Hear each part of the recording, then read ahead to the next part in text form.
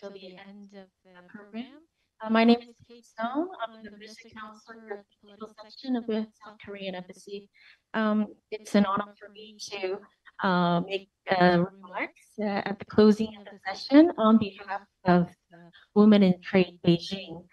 Just to kind of wrap up what we just heard from this special dialogue, we tried to, Women in Trade in Beijing, tried to frame the question so that it would be less policy oriented. It's at the end of the program, something light and something that we could draw from real experiences from our women leaders. That's exactly what I think we got today.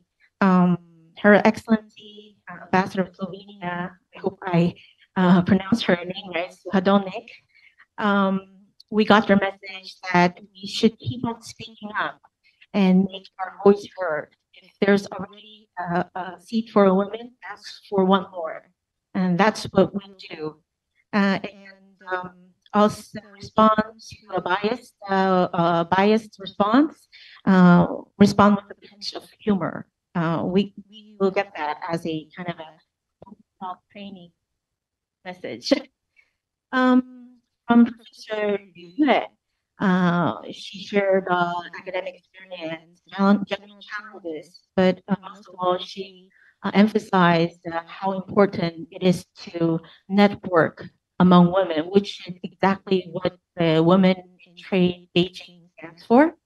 And lastly, Vice President Karen Guo, I really, it impressed me how you emphasize the solidarity among women. I would say that I'm kind of in a mid-level managerial level, and we still need role models, and we need to want to get assurances from our women leaders, that we are going in the right direction.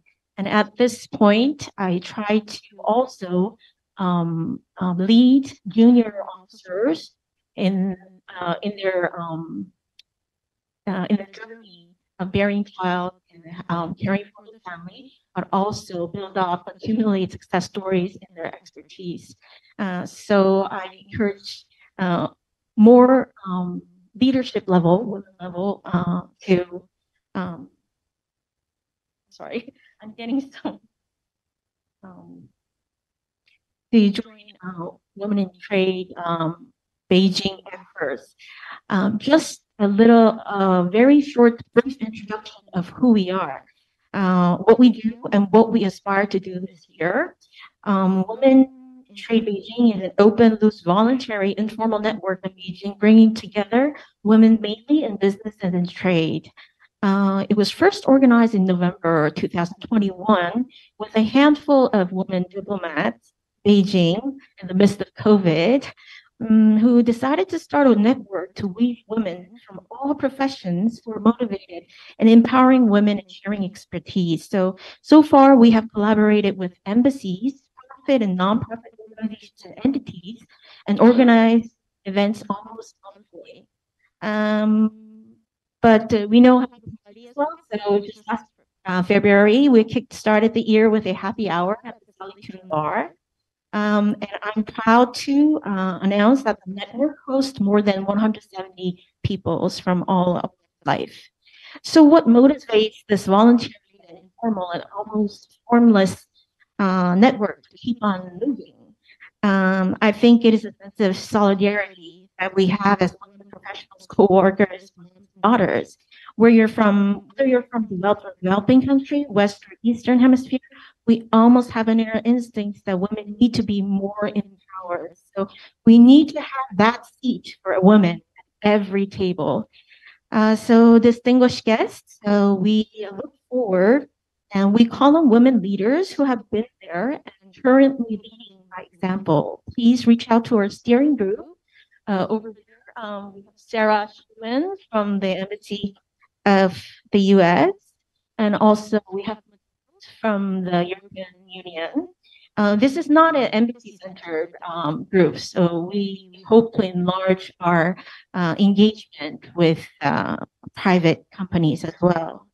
And last but not least, I would like to really thank Arantxa Gonzalez for her inspiring opening remarks, our moderator, Ellen, and all our panelists today.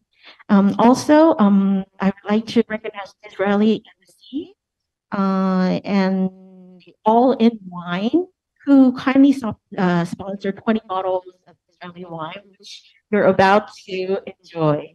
Okay, this is Yukis. Have a good evening, and Juni Funi Kaila.